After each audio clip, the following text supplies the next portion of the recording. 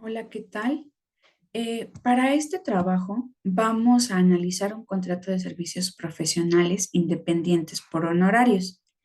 Para este análisis sobre el contrato, vamos a dividir la presentación en tres partes. Primero, veremos las obligaciones y derechos tanto del cliente como de la sociedad de acuerdo a la normativa. Posteriormente vamos a revisar cuáles son las principales cláusulas que se deben de incluir dentro del contrato. Y por último, vamos a referenciar algunas citas doctrinales que son aplicables al contrato que se está analizando. Dentro de las principales obligaciones y derechos del ejercicio profesional en México, podemos ver que estas obligaciones están estipuladas o constituidas dentro de la Constitución Política de los Estados Unidos Mexicanos, en el Código Civil Federal y en la Ley Reglamentaria del Artículo 5 Constitucional. En la Constitución Política de los Estados Unidos Mexicanos se encuentra específicamente en el artículo 1, en el que nos indica que todas las autoridades tienen la obligación de promover, respetar, proteger, garantizar los derechos humanos. Este artículo hace mucho hincapié a que está absolutamente prohibido cualquier tipo de discriminación que está motivada por el origen étnico o nacional de las personas, por su género, por la edad, si presentan o no alguna discapacidad o alguna condición social o de salud. Mientras que el artículo 121, en específico la fracción 5, nos menciona que los títulos profesionales expedidos por las autoridades de una entidad federativa con sujeción a sus leyes serán respetados en las otras. Estos artículos dentro del contrato que se está analizando, podemos ver que se encuentran referenciados en las cláusulas o en las partes en las que ambas partes declaran que se reconocen mutuamente su personalidad y capacidad legal, manifestando su conocimiento para obligarse y para suscribirse al presente contrato, donde manifiestan que las partes están de acuerdo con las declaraciones anteriores que se han suscrito sobre este contrato y que desean sujetarse libremente con este contrato al tenor de algunas cláusulas. Asimismo, podemos ver que los artículos de la Constitución también van incluidos de forma directa en la cláusula 23ª, en la cual nos dice que el contrato constituye el acuerdo completo entre las partes en relación con el objeto del mismo y deja sin efecto cualquier otra negociación u obligación entre las partes que se haya pactado de forma oral o escrita anterior a la inscripción del presente contrato.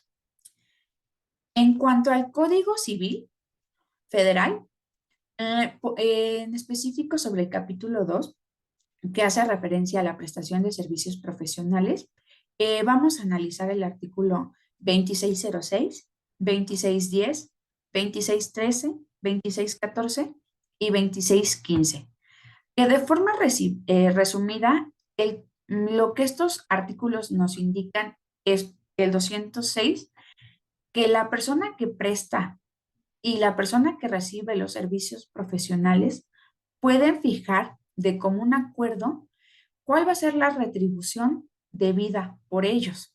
Entonces, sobre este artículo se pactan y se está de acuerdo sobre las retribuciones. Asimismo, el artículo 2610 hace mención al pago de los honorarios y de las expensas.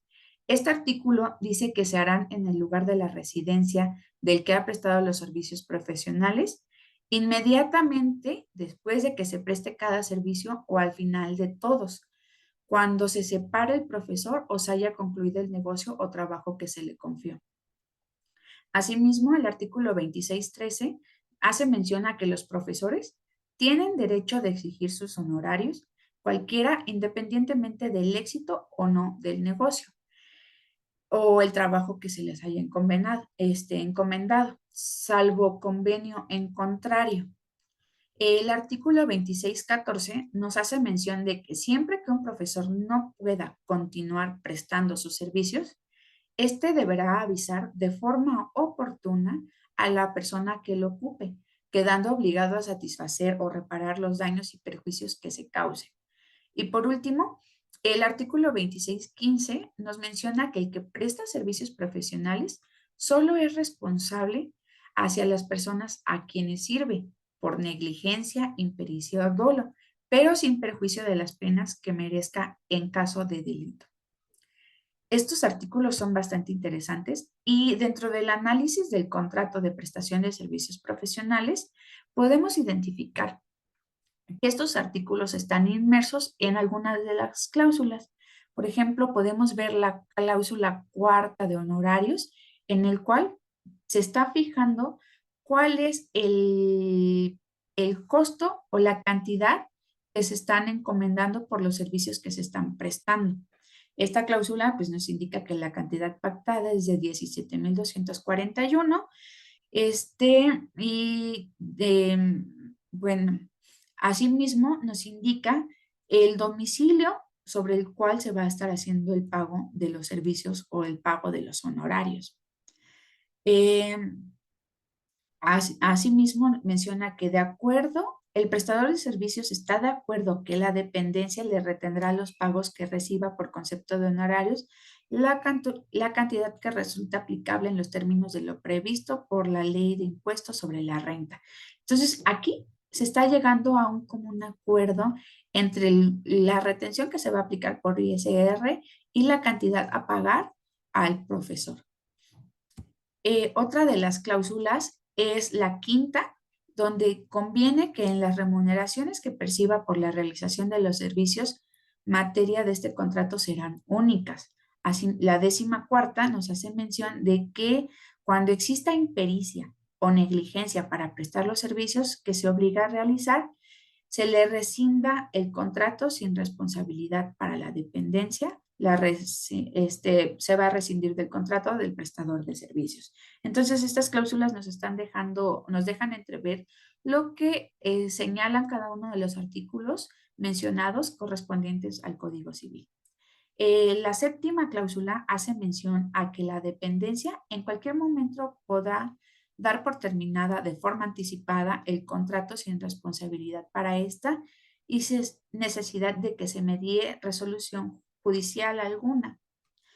Bueno, por último, hablando sobre el artículo 5 constitucional, en específico sobre el artículo 33, 34 y 36, que nos indican para el caso del 33 que el profesionista está obligado a, a poner todos sus conocimientos científicos y recursos técnicos al servicio del cliente, así como el desempeño del trabajo que se ha pactado previamente dentro del contrato.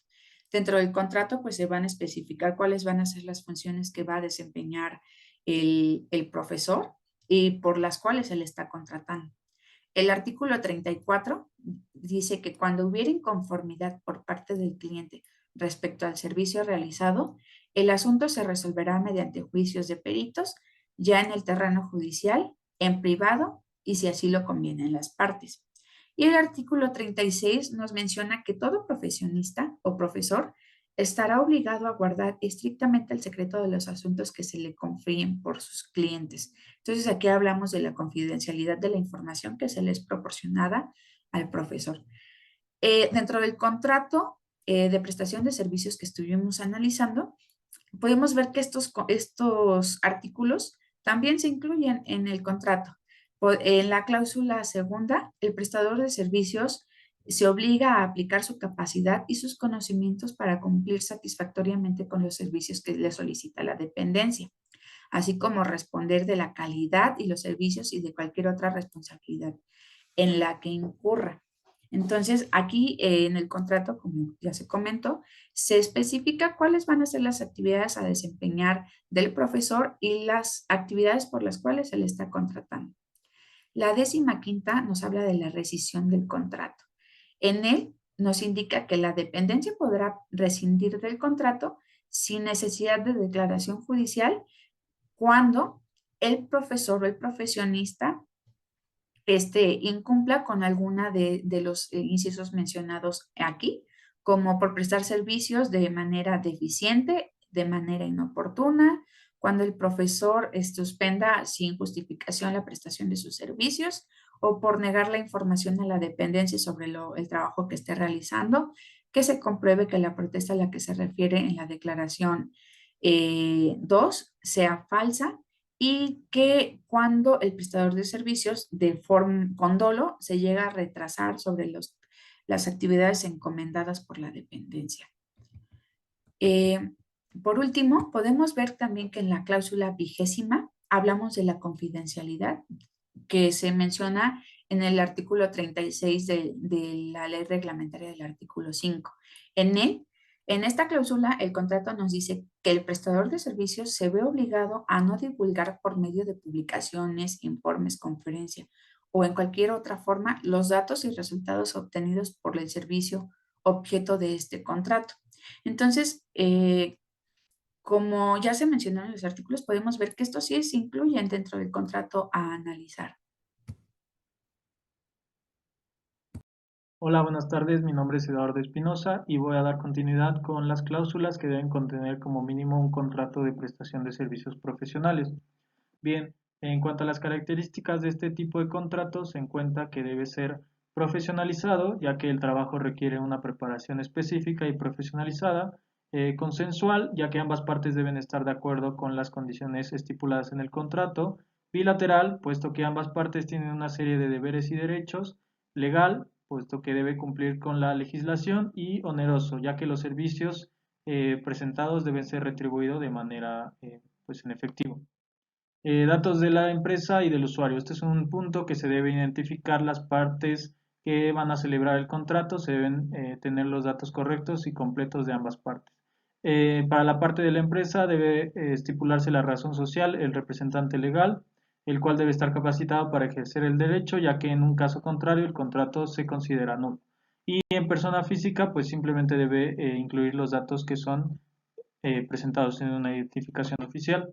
En este ejemplo podemos ver esta sección en cuanto la declara y hace referencia a todos los datos del contratado y pues el contratador. Su objetivo contractual debe describir los servicios que se van a presentar de forma clara y concisa. ¿En qué consiste exactamente el servicio? ¿Cuál es su propósito final? Las necesidades del cliente, el alcance de su propuesta y resultados que pueden obtener. En cuanto a este punto, entre más específico sea, menor la probabilidad de un malentendido entre la persona profesional y la persona física o moral. En este punto vemos lo que es la primera, el objetivo, donde se menciona todo este tipo de actividades que va a realizar el profesional.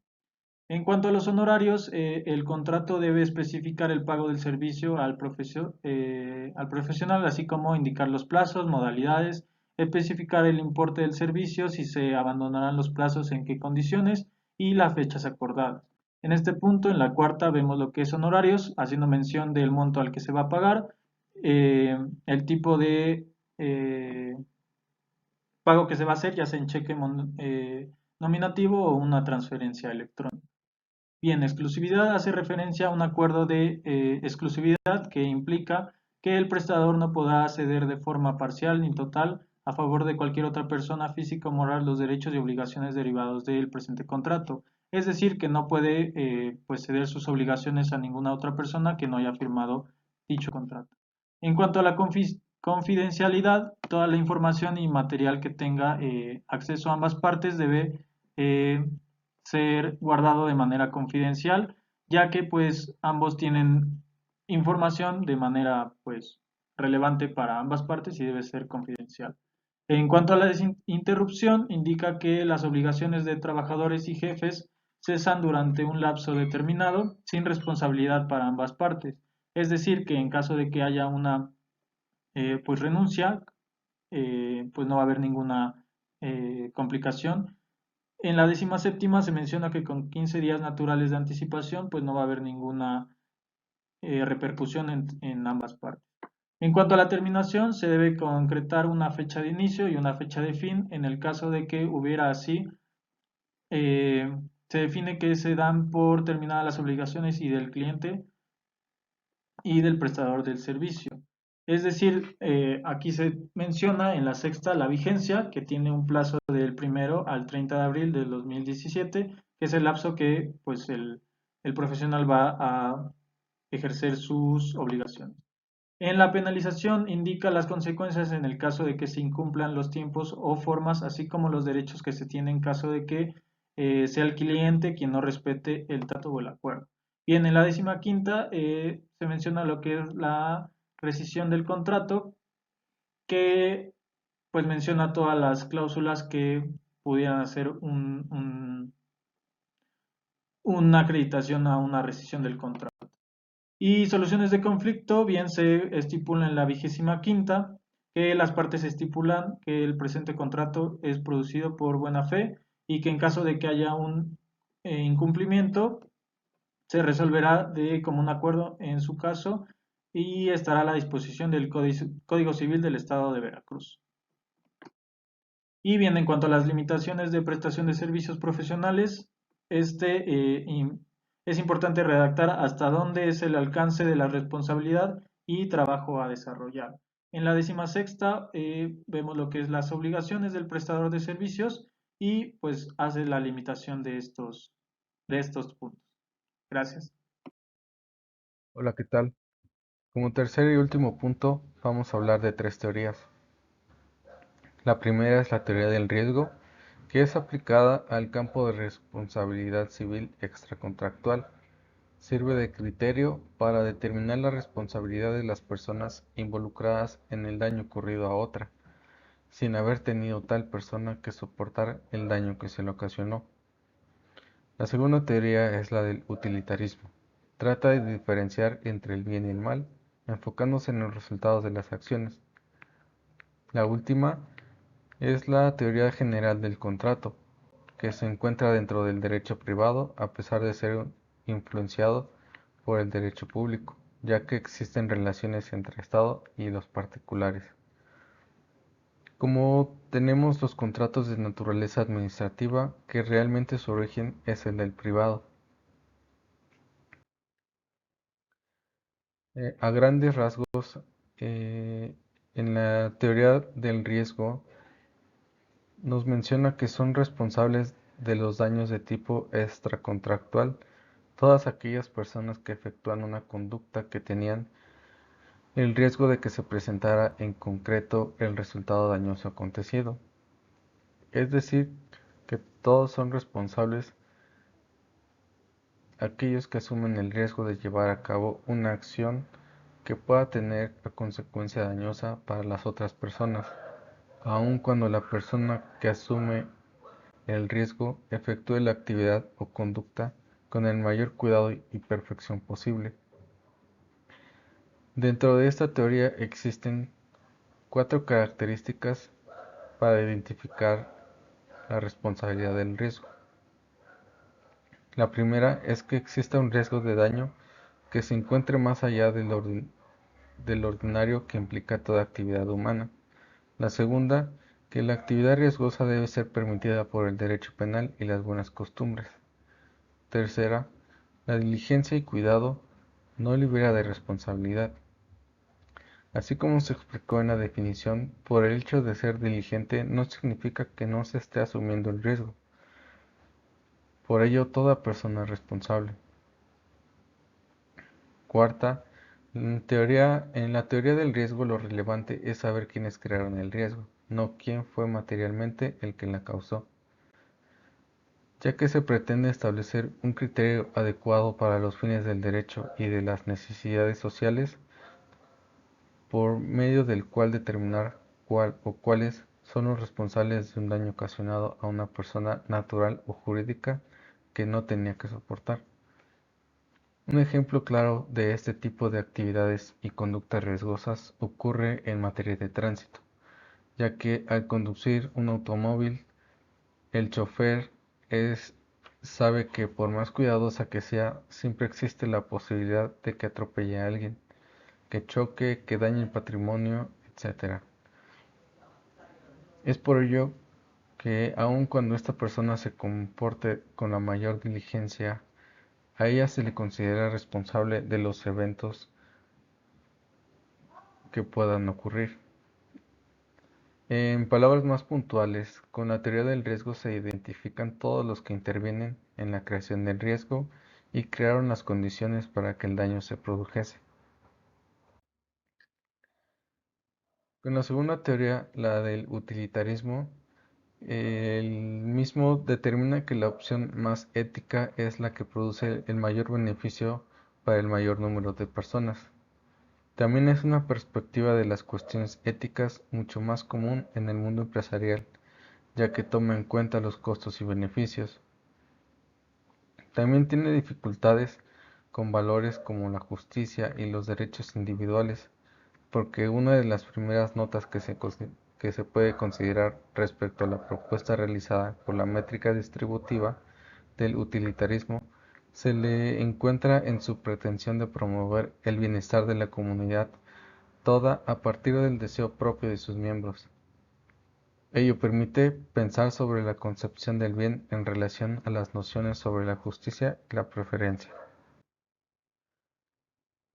En la teoría general del contrato, cabe destacar que el contrato es un convenio por el cual una o varias personas se obligan hacia una o varias u otras a dar, hacer o no hacer alguna cosa. Para hablar de la teoría general del contrato hay que conocer la teoría general de las obligaciones, ya que el contrato es la principal fuente de obligaciones, en virtud de que es la fuente más utilizada diariamente y tiene consecuencias económicas y jurídicas importantes. Realizamos compraventas, donaciones, permutas y muchos contratos más en múltiples ocasiones y es una práctica común y cotidiana. La celebración de un contrato produce consecuencias y efectos jurídicos, como en el intercambio de bienes y servicios necesarios para la satisfacción de las necesidades contratantes. Es importante mencionar que la libertad para llevar a cabo un contrato es necesaria para que surta efectos plenamente y en esa medida se justifica su razón de ser, ya que al existir alguna influencia o vicio en la voluntad, podría manifestarse el consentimiento de manera, podría no manifestarse el consentimiento de manera correcta y libre. Ambos contratantes deben realizar el contrato con intención de que surta efectos plenamente y de manera libre.